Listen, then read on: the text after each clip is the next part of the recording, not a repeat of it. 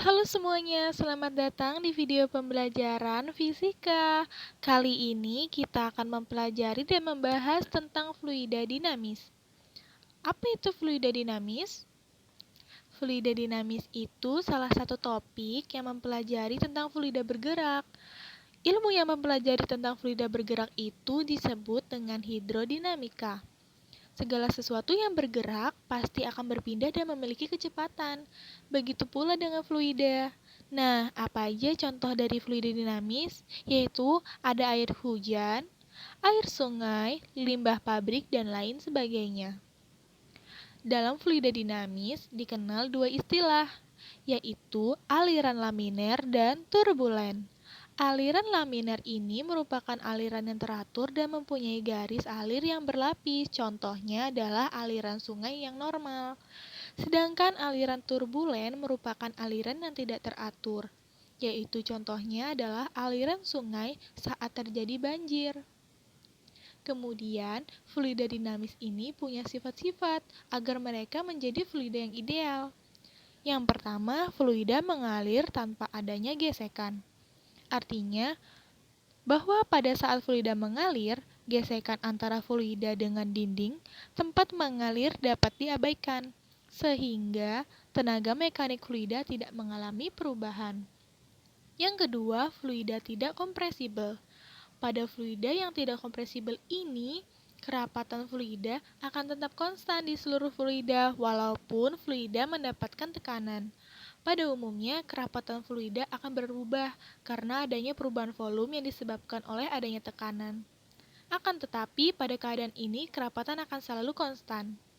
Yang ketiga, fluida mengalir secara stasioner. Artinya, tiap partikel fluida mempunyai garis alir tertentu dan untuk luas penampang yang sama, mempunyai laju aliran yang sama. Nah, fluida dinamis ini ada dua jenis.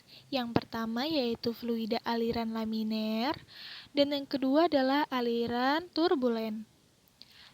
Aliran laminer ini apa sih? Nah, aliran laminer ini tuh aliran fluida yang teratur, seperti yang sudah kita jelaskan sebelumnya ya. Lapisan-lapisan yang bersebelahan meluncur satu sama lain dengan teratur. Pada aliran partikel, fluida mengikuti lintasan yang lurus dan lintasan ini tidak saling bersilangan. Aliran laminer ini dijumpai pada air yang dialirkan melalui pipa atau selang. Nah, bentuknya seperti apa sih? Seperti di poin A ini.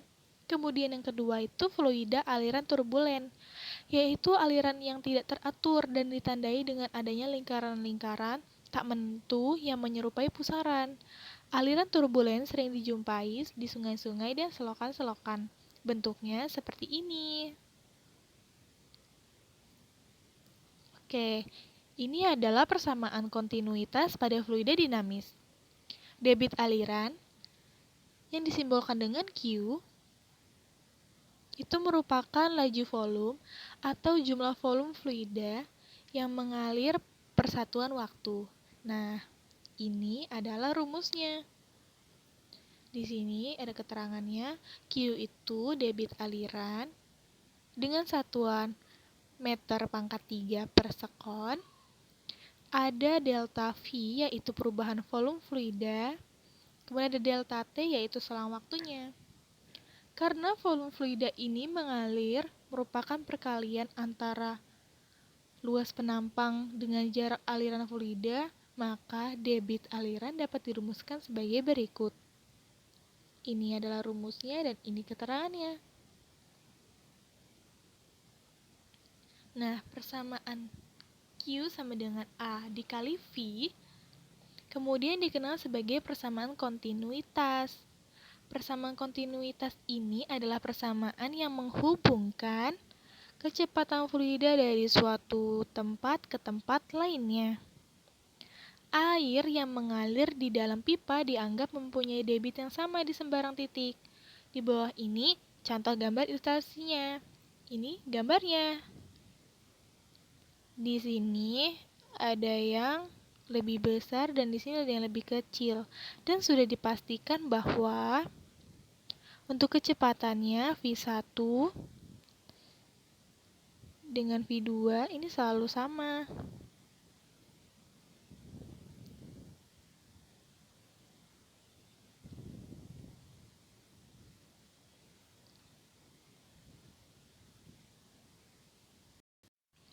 Oke, ini kita kalikan dengan ini ya.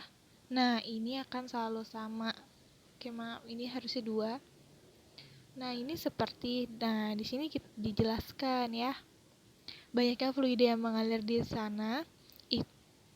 Dengan banyaknya fluida yang mengalir di A2 ini, itu pasti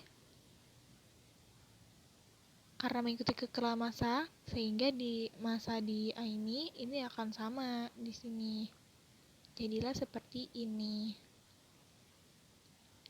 Nah, apa sih penerapan fluida dinamis di kehidupan sehari-hari? Itu yang pertama adalah yang setiap hari mungkin kita bakal ketemu ya, yaitu adalah selang penyemprotan. Nih, pada selang penyemprotan ini ya, ini tuh ujung selangnya ditekan, yang berarti memperkecil penampang agar diperoleh laju aliran yang lebih besar. Pada prinsipnya, selang penyemprotan ini menerapkan persamaan kontinuitas fluida dinamis. Kemudian ada juga di bidang kesehatan nih.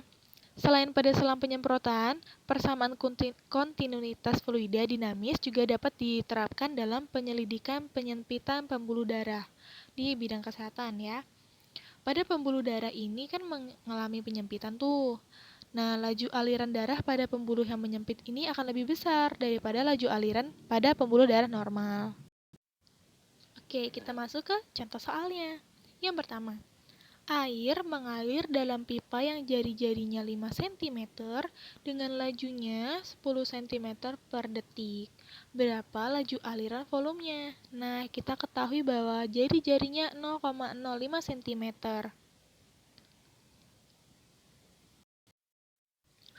Oke, seperti ini ada kesalahan.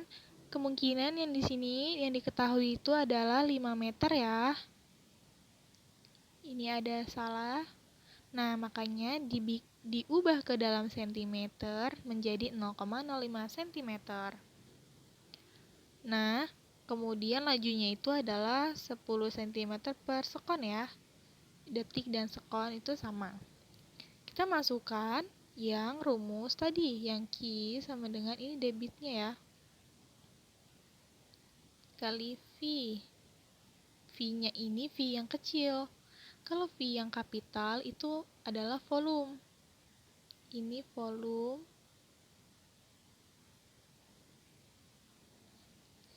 Yang V di sini adalah laju atau kecepatan.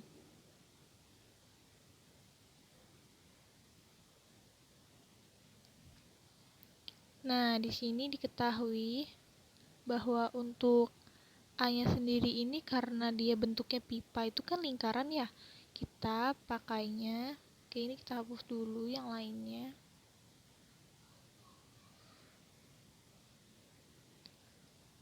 Untuk A sendiri ini karena dia bentuknya lingkaran, makanya dia pakai pi r kuadrat. Ini luas lingkaran ya. Kemudian karena untuk pi-nya sendiri boleh kita abaikan ya. Jadi kita masukkan saja yang r-nya 0,05 cm.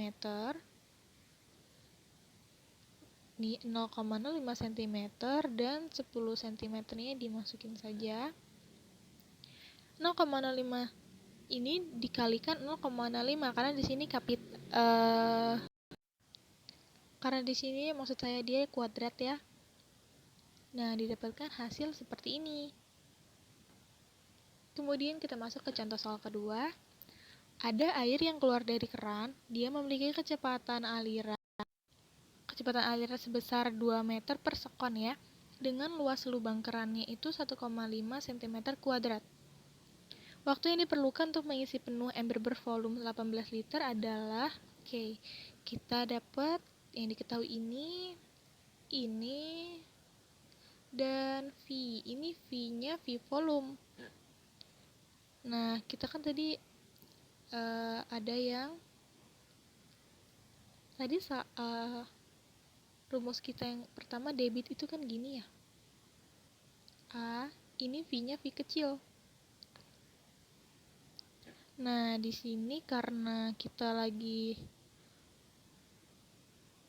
mau mencari yaitu adalah waktunya sendiri ya, delta T.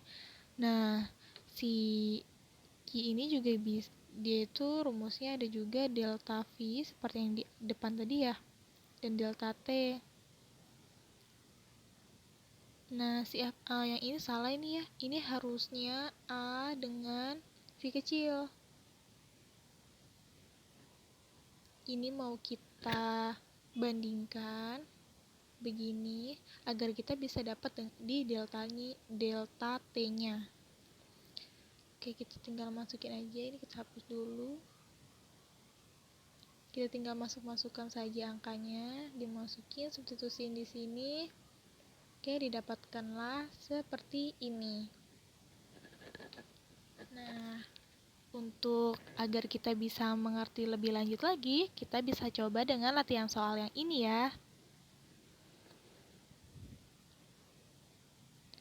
Oke, terima kasih. Semoga ilmunya bisa bermanfaat dan semoga kita bisa bertemu di video selanjutnya. Dadah.